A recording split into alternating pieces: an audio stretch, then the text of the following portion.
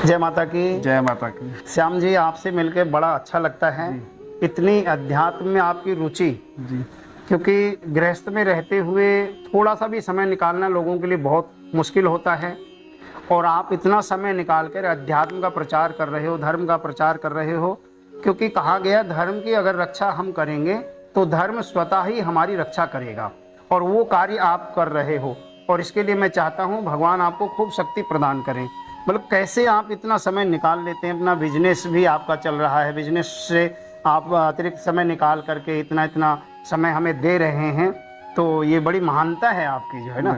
देखो जी, मैं कुछ भी नहीं होता, करने कराने वाला सब प्रभु है, ऊपर वाला। वो हमें शक्ति देता है, हमारी बुद्धि ऐसी कर देता है कि हम उसी रास्ते पर चल पड़ते हैं। तो आगे भी हमारा यही है।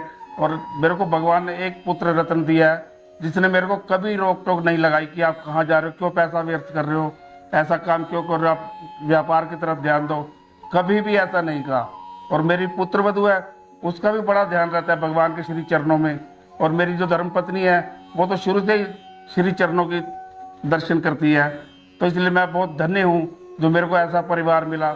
मेरी पुत्री बहुत सुखी है अपने घर में, वो भी हर वक्त श्री राधे राधे, हरे कृष्णा राधे कृष्णा करते हैं। बहुत मन प्रसन्न होता है। तो मैं इससे उत्साहित होकर मैं भी सोचता हूँ कि मैं भी प्रभु चरणों में लीन हो जाऊँ। इससे अच्छा और क्या होगा मेरे लिए। बाढ़े पूत पिता के धर्मा, तुलसीदास जी ने जो लिखा है वास्तव में वो गलत नहीं है। कि अब आपने बताया अपने बेटे के बारे में, वो भी धर्म से बहुत रुचि रखता है। कभी रोक प्रसन्नता होती है कि मेरे पिताजी ये धर्म कर्म का काम करते हैं।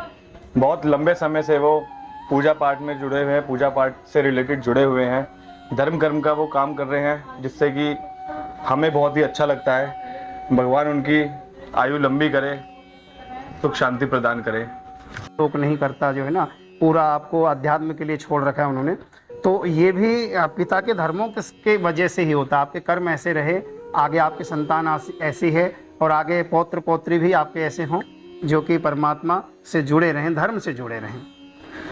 धन्यवाद। श्याम जी, एक और आग्रह करना चाहता था मैं आपसे। आदेश। आप इतना अच्छा कर रहे हो भाई, श्राद्धों के बारे में आपने सबको बहुत अच्छे से अवगत कराया, नवरात्रों के बारे में आपने पूरे वीडियो बनाए हैं, और नवरात्रों की पूजा का पूरा विधान लोगों को बतवाया आपने।